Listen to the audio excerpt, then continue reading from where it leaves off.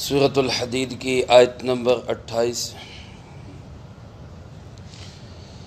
الحمد للہ وکفی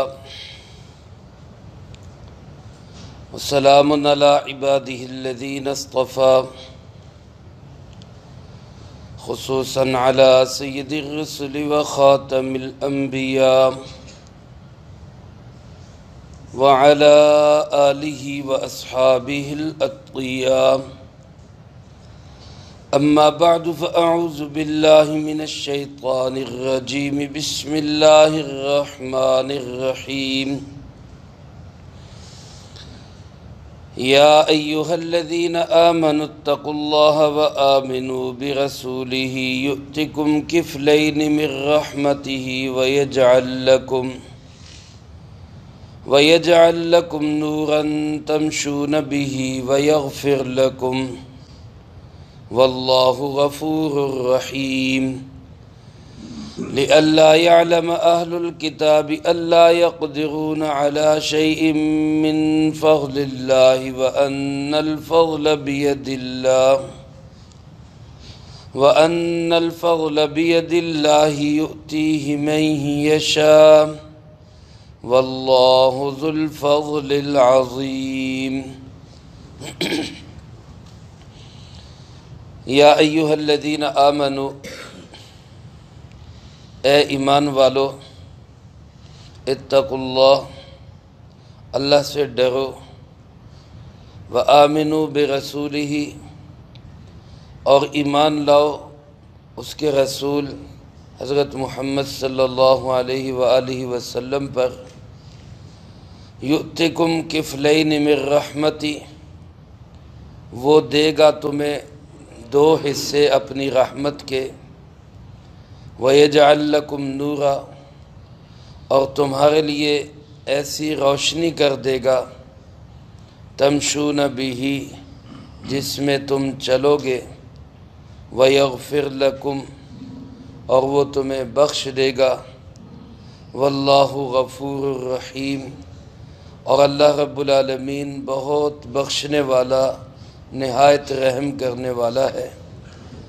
لِأَلَّا يَعْلَمَ أَهْلُ الْكِتَابِ، تاکہ اہل کتاب اس بات کو جان لے، أَلَّا يَقْدِرُونَ عَلَى شَيْءٍ مِّن فَضْلِ اللَّهِ، کہ وہ نہیں قدرت رکھتے کسی چیز پر اللہ کے فضل میں سے، وَأَنَّ الْفَضْلَ بِيَدِ اللَّهِ، اور یقیناً فضل اللہ ہی کے ہاتھ میں ہے، یؤتیہ من یشاء، وہ جس کو چاہتا ہے عطا کر دیتا ہے، واللہ ذو الفضل العظیم، اور یقیناً اللہ رب العالمین بڑے فضل والا ہے۔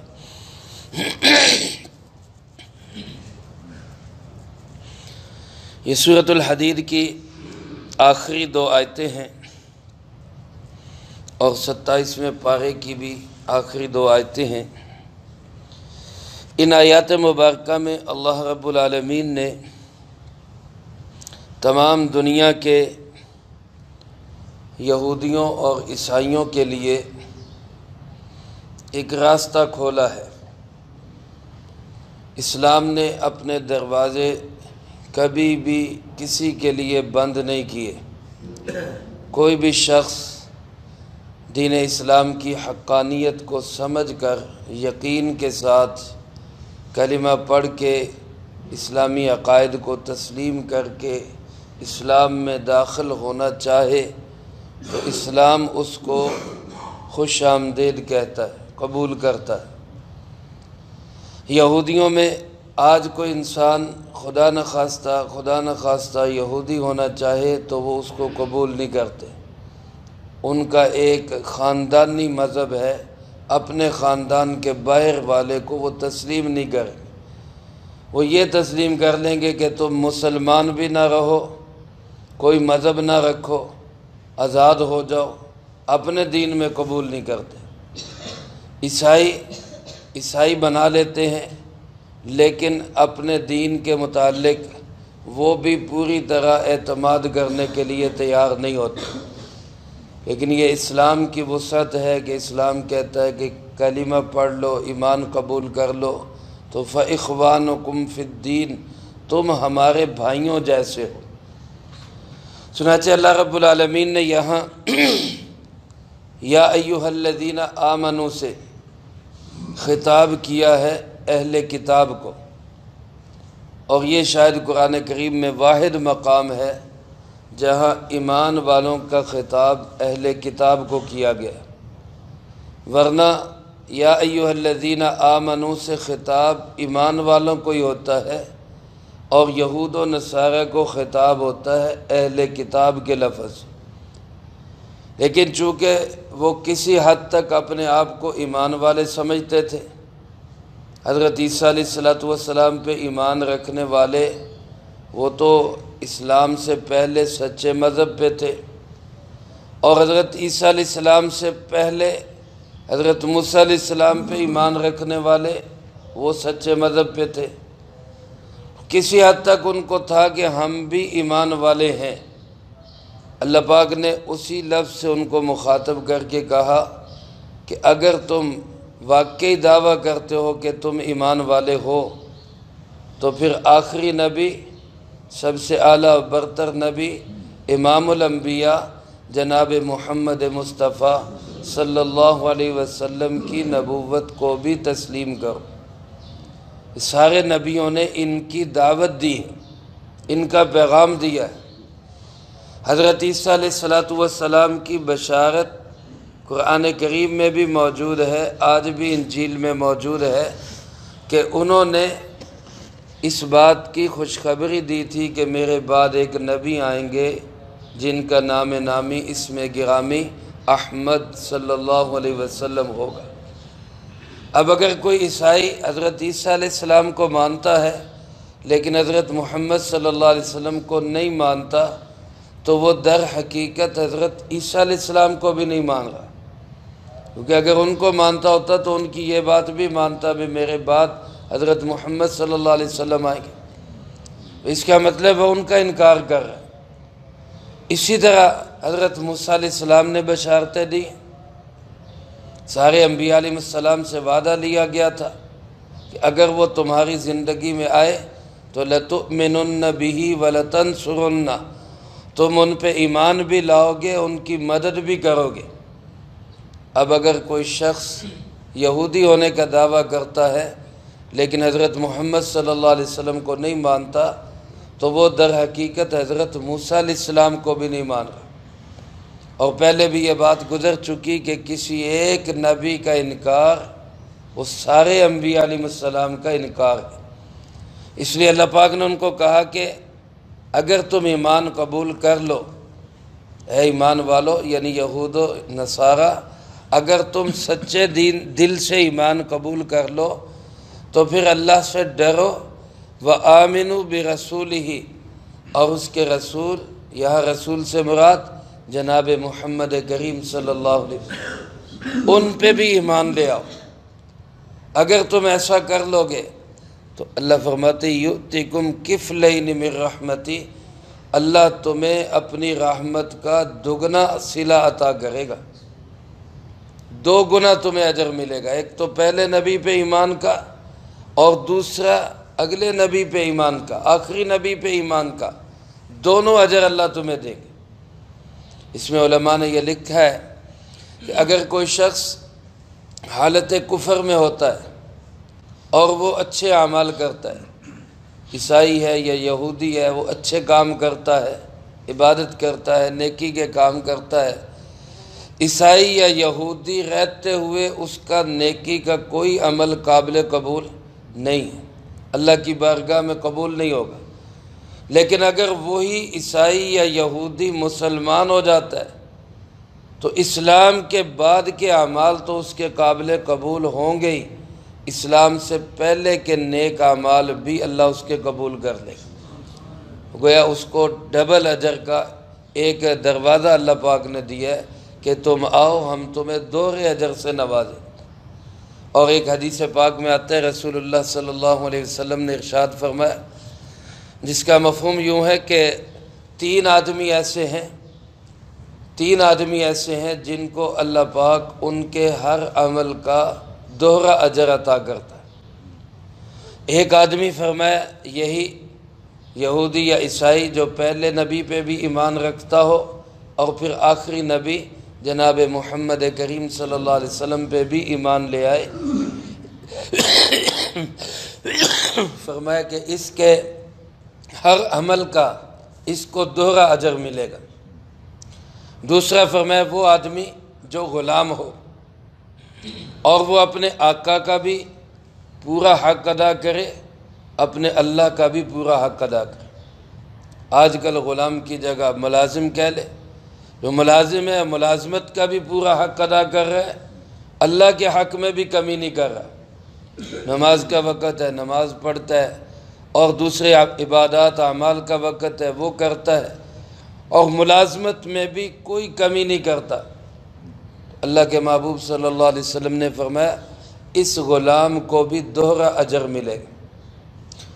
اور تیسرے نمبر پہ فرمایا کسی آدمی کے پاس کوئی باندی ہو، پہلے زمانے میں غلام باندیاں ہوتے تھے، اور باندی جو ہوتی ہے اس سے بغیر نکاح کے انسان ہم بستری کر سکتا ہے جو مالک ہے، لیکن فرمایا کہ وہ اس کو تعلیم دیتا ہے، تربیت دیتا ہے، اور پھر اس کو آزاد کر دیتا ہے، اور پھر آزاد کر کے اپنی اسی باندی سے نکاح کر لیتا ہے۔ یہ بہت بڑی قربانی ہے، ایک باندی خرید کے تعلیم دے کے تربیت کر کے تیار کر کے پھر اس کو آزاد کر کے پھر نکاح بھی کر لیا، حالانکہ بغیر نکاح کے ہم بستری کر سکتا تھا۔ اللہ کے محبوب صلی اللہ علیہ وسلم نے فرمایا اس کو اس کے ہر عمل کا دوہرا ثواب ملے گا۔ تو یہ میرے عزیز دوستو آج کی دنیا کے عیسائیوں کے لیے، یہودیوں کے لیے ایک بہت بڑا پیکج ہے قرآن کی طرف سے، آج بھی ہے، آج بھی حضرت محمد صلی اللہ علیہ وسلم پہ ایمان لے آئے، ہر عمل کا دوہرا اجر کمائے۔ اور فرمائے وَيَجْعَلْ لَكُمْ نُورًا، اس کے ساتھ ساتھ اللہ تمہیں ایسا نور عطا کر دے گا، علم کی ایسی روشنی دے دے گا، ایمان کا ایسا نور تمہارے دلوں میں اللہ پاک روشن کر دے گا، تمشون بہ، جس نور کے ساتھ تم دنیا میں چلو پھرو گے، یعنی پھر جس طرف جاؤ گے اندھیرے تمہیں نقصان نہیں دے سکیں گے، بلکہ تمہاری وجہ سے اندھیرے روشن ہوتے چلے جائیں گے۔ چنانچہ علماء نے لکھا ہے کہ جو شخص اپنے علم پہ عمل کرتا ہے، جتنی بات جانتا ہے اتنی بات پہ عمل کرتا ہے، تو فرمایا جو بات وہ نہیں جانتا اللہ پھر اس کا بھی علم اس کو عطا کر دیتے، لیکن جو عمل نہیں کرے گا تو وہ اپنے اگلے علم سے بھی کورا رہ جائے گا۔ اس لیے اصل چیز عمل ہے، عمل سے زندگی بنتی ہے، جنت بھی جہنم بھی۔ یہ خاکی اپنی فطرت میں نہ نوری ہے نہ ناری ہے، اصل بات ہے عمل کی۔ فرمایا اگر تم عمل کر لو اور حضرت محمد صلی اللہ علیہ وسلم پہ بھی ایمان لے آؤ، کیونکہ تمہاری کتابوں میں لکھا ہوا ہے سب کچھ، علم ہے تمہیں کہ یہ سچے نبی ہیں، اچھی طرح جانتے ہو، بلکہ اللہ پاک نے قرآن کریم میں ارشاد فرمایا یہودی اور عیسائی حضرت محمد صلی اللہ علیہ وسلم کی پہچان ایسے رکھتے ہیں جیسے اپنے بیٹوں کو پہچانتے ہیں، یعرفونہ کما یعرفون ابناءہم، اپنے بیٹوں کی طرح پہچانتے ہیں کہ یہ واقعی حضرت محمد صلی اللہ علیہ وسلم اللہ کے آخری نبی ہیں۔ لیکن مانتے کیوں نہیں تھے؟ ان کا ذہن یہ تھا، ان کی امیدیں یہ تھی کہ جس طرح سارے نبی بنی اسرائیل میں آئے ہیں تو آخری نبی بھی بنی اسرائیل کے اندر ہی آئے، لیکن اللہ کی شان ہے، اللہ پاک اپنی رحمت سے جس کو نواز دے۔ سارے نبی حضرت ابراہیم علیہ السلام کے بعد حضرت عیسیٰ علیہ السلام تک سارے بنی اسرائیل کے ہیں، اور حضرت ابراہیم علیہ السلام کے بیٹے حضرت اسماعیل علیہ السلام کی اولاد میں ایک ہی نبی آئے ہیں، اور وہ آخری نبی جناب محمد کریم صلی اللہ علیہ وسلم۔ بس اس بات کا حسد ہو گیا ان کو، شریک برادری کی جلن ہو گئی کہ جناب سارے ہمارے اندر آئے، آخری نبی ان بنی اسماعیل کے اندر کیوں آ گئے؟ تو اللہ پاک فرماتے ہیں کہ جاننے کے باوجود جب تم عمل نہیں کر رہے تو تمہارا علم بھی بیکار جائے گا۔ ہاں اگر تم اس علم کے مطابق ایمان لے آؤ تو پھر اللہ تمہیں ایسا نور عطا کر دے گا جس نور سے پوری دنیا جگمگا اٹھے گی، تمہارے نور ہدایت سے لوگ فائدہ اٹھائیں گے۔ اور وَيَغْفِرْ لَكُمْ، سب سے بڑی بات یہ کہ اللہ تمہارے گناہوں کو بھی بخش دے گا، کیونکہ واللہ غفور الرحیم، اللہ بڑے ہی بخشنے والا اور بڑا رحم کرنے والا۔ اگلی آیت جو ہے اور آخری آیت، اس کا مفہوم یہ دو طرح سے ہے۔ ایک یہ کہ بعض یہودی اور عیسائی سمجھتے تھے کہ جب آخری نبی بنی اسماعیل میں آ گئے تو اب ہمارے لیے اللہ کی رحمت کے دروازے بند ہو گئے۔ اللہ پاک نے اس کی وضاحت کی کہ ایسی بات نہیں ہے، رحمت کے دروازے اب بھی کھلے ہیں، ایمان قبول کر لو، ساری رحمتیں میں نے اپنے محبوب جناب محمد کریم صلی اللہ علیہ وسلم کے قدموں میں رکھ دی، ان کے ساتھ مل جاؤ، مجھ تک پہنچ جاؤ۔ ایک مفہوم تو یہ، اور دوسرا مفہوم یوں ہے کہ یہودی اور عیسائی اب بھی یہ سمجھتے ہیں کہ فضل ہمارے اوپر ہی ہوگا۔ وہ اس وقت بھی ان کا ذہن یہ ہے کہ آخرت میں یہودی اور عیسائی ہی بخشے جائیں گے۔ یہودی سمجھتے ہیں ہم اللہ کے محبوب ہیں، ہم اللہ کے پیارے ہیں، ہمیں بخشش ملے گی۔ عیسائی سمجھتے ہیں کہ ہم اللہ کے پیارے ہیں اور ہمیں بخشش ملے گی۔ دونوں مل کے یہ کہتے ہیں کہ مسلمان تو گمراہ، ان کو تو کچھ نہیں ملے گا۔ اللہ پاک نے اس کی وضاحت کر دی کہ بھئی یہ میرا فضل میرے ہاتھ میں، تمہارے ہاتھ میں نہیں، میں جس کو چاہوں عطا کر دوں۔ اگر نبوت کا سلسلہ چلتا چلتا حضرت عیسیٰ علیہ السلام تک بنی اسرائیل میں آیا، اور میری مرضی سے آیا، اللہ کی مرضی سے آیا، تو اب آگے اگر اللہ نے اپنی مرضی سے تاج ختم نبوت جناب محمد کریم صلی اللہ علیہ وسلم کے مبارک سر پہ سجا دیا تو تم کون ہوتے ہو اعتراض کرنے والے؟ فضل تو میرے ہاتھ میں جس کو چاہوں عطا کر دوں۔ نبوت اللہ کی رحمت ہے، نبوت اللہ کا فضل ہے۔ اللہ کو اس کی رحمت اور اس کے فضل میں کوئی پابند کر سکتا ہے؟ کوئی کہہ سکتا ہے جی فلاں کو کیوں دے دیا، ہمیں کیوں نہیں دیا؟ تم بھی حاصل کر لو، آگے بڑھو، ایمان لاؤ، جو درجے صحابہ نے حاصل کیے تم بھی حاصل کر لو۔ آج ایمان والے جو اعمال کے ساتھ، قربانیوں کے ساتھ، اخلاص کے ساتھ محنت کر کے جو درجے حاصل کر رہے ہیں، آج کے یہودی عیسائی، تم بھی اسلام میں داخل ہو، وہ تم بھی حاصل کر لو، کس نے روکا ہے؟ لیکن تم یہ کہو کہ ہمیں محمد کریم صلی اللہ علیہ وسلم پہ ایمان بھی نہ لانا پڑے اور ہماری نجات بھی ہو جائے، یہ اب نہیں ہو سکتا، اس کا دروازہ بند ہے۔ رسول اللہ صلی اللہ علیہ وسلم پہ ایمان لانا لازمی اور ضروری ہے، پھر ہی نجات ہو سکتی ہے، اس کے بغیر نہیں ہوگی۔ حدیث پاک میں آپ صلی اللہ علیہ وسلم نے یہودیوں، عیسائیوں اور مسلمانوں کو، ان کے کام کو اور ان کے اجر کو اس طرح سمجھایا، بخاری و مسلم میں یہ حدیث موجود ہے، اللہ پاک کمی بیشی معاف فرمائے۔ مفہوم عرض کرتا ہوں، آپ صلی اللہ علیہ وسلم نے فرمایا کہ ایک طبقہ آیا، اس سے اللہ پاک نے وعدہ کیا کہ تم صبح سے لے کر دوپہر تک مزدوری کرو، تمہیں 1 درہم مزدوری ملے گی۔ انہوں نے مزدوری کی، 1 درہم لیا، ٹائم ختم ہو گیا۔ دوسرے طبقے کو اللہ نے کہا کہ تم زوال سے لے کر تم عصر تک مزدوری کرو، تمہیں 1 درہم مزدوری ملے گی۔ انہوں نے بھی مزدوری کی، اپنا 1 درہم لے لیا۔ پھر ایک تیسرا طبقہ آیا، اس سے اللہ پاک نے کہا کہ تم عصر سے مغرب تک مزدوری کرو، تمہیں 2 درہم ملیں گے۔ عصر سے مغرب تک مزدوری کرو، تم 2 درہم لے لو۔ تو پہلے 2 طبقے والوں نے اعتراض کیا کہ جی ہمارا ٹائم بھی زیادہ، ہماری مزدوری بھی 1 درہم، ان کا ٹائم بھی کم اور ان کی مزدوری بھی 2 درہم۔ تو اللہ پاک نے ان سے کہا کہ بھئی تمہارے ساتھ جو طے ہوا تھا اس میں تو کوئی کمی نہیں ہوئی، تمہارے ساتھ طے ہوا تھا کہ یہاں سے یہاں تک کام کرو، 1 درہم ملے گا، تمہارے حق میں کوئی کمی تو نہیں ہوئی، باقی جس کو میں نے دو دیے وہ میرا فضل ہے، میں جس کو چاہوں عطا کر دوں۔ علماء نے اس حدیث کی روشنی میں لکھا ہے کہ پہلا طبقہ یہودیوں کا، دوسرا طبقہ عیسائیوں کا، اور تیسرا طبقہ الحمدللہ ہم مسلمانوں کا ہے۔ وقت تھوڑا ہے، مزدوری زیادہ ہے، اور یہ اللہ کا فضل ہے جو اس نے ہمیں عطا کر دیا۔ تو اگر یہودی عیسائی بھی اس فضل کو حاصل کرنا چاہتے ہیں تو اس کا راستہ کیا ہے؟ آج بھی گیٹ کھلا ہے، جناب محمد کریم صلی اللہ علیہ وسلم پہ ایمان لائیں اور اس فضل کو حاصل کر لیں۔ چنانچہ اللہ پاک فرماتے لِأَلَّا يَعْلَمَ أَهْلُ الْكِتَابِ، تاکہ اہل کتاب اس بات کو جان لیں۔